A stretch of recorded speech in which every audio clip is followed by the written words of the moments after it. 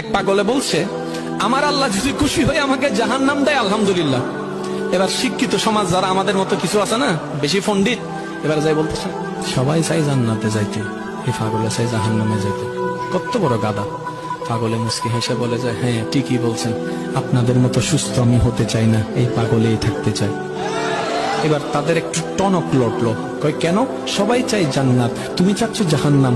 বলে যে ভাইয়ারা, আপনারা মনে হয় আমার কথাটা খেয়াল করেন নাই। আমি বলেছি আমার রব যদি খুশি হয়ে,